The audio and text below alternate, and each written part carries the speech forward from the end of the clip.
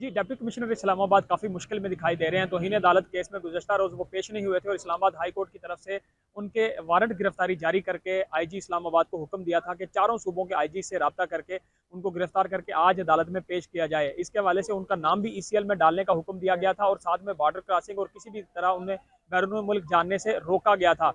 क्योंकि गुज़श्ता रोज़ तौहीन अदालत के केस की समाअत में डीसी इस्लामाबाद को तलब किया गया था, लेकिन वो पेश नहीं हुए थे और फिर अदालत काफ़ी ज़्यादा बरहम दिखाई दी थी। और आज हम देख रहे हैं कि जैसे ही ये केस शुरू हुआ है, इससे पहले ही डिप्टी कमिश्नर इस्लामाबाद इरफान नवाज मेमन जो है वो हाई कोर्ट अदालत पहुंच गए थे। कमरा अदालत में जैसे ही ये केस की समाअत हुई तो अदालत ने पूछा, डिप्टी कमिश्नर से मुकालमा किया कि आप 3 MPO के जो गैर कानूनी ऑर्डर जारी करते रहे हैं, 69 आपने 69 के करीब जो MPO के ऑर्डर्स जारी किए, आपको नहीं लगता कि उन लोगों की फैमिलीज नहीं थी? क्या उन्होंने बैरून मुल्क नहीं जाना था? क्या उन्होंने उम्र की अदायगी के लिए नहीं जाना था? उनके रिश्तेदार नहीं थे?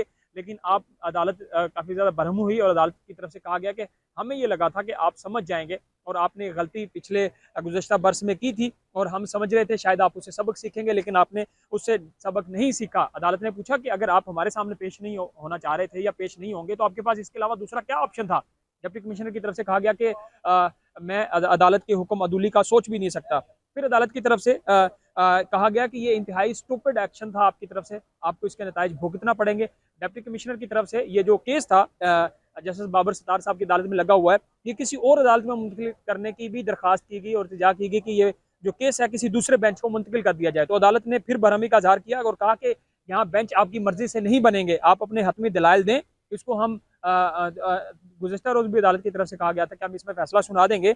और डिप्टी कमिश्नर इस्लामाबाद के चूँकि इसमें SSP ऑपरेशन और SHOs भी जो तौहीन अदालत के इसमें शामिल है, क्योंकि तहरीक इंसाफ की शानदाना गुलजार और शहरियार अफरीदी की 3 MPO ऑर्डर्स जारी करने का केस है और इसमें अब डिप्टी कमिश्नर की तरफ से हतमी दलाइल दिए जा रहे हैं और इस्लामाबाद हाई कोर्ट से इंतहाई अहम कोई हुक्मनामा भी सामने आ सकता है। और देखना ये होगा कि अदालत चूँकि इस केस में एक ट्रेंड सेट करना चाह रही है कि पहले अदालत की तरफ से जो 3 MPO के ऑर्डर थे इसको ही कलअदम करार दे दिया गया था, फिर अदालत की चूँकि दूसरे बेंच की तरफ से इसको बहाल कर दिया गया था। लेकिन ये जो केस है ये इंतहाई अहम होगा। डिप्टी कमिश्नर को अदालत ये भी कह चुकी है कि इसमें कम से कम 6 माह जो है कैद होगी और जुर्माना भी होगा। तो देखना ये होगा कि अदालत अब डिप्टी कमिश्नर इस्लामाबाद को इस जो तौहीन अदालत केस है इसमें क्या जो है वो अहकाम देती है।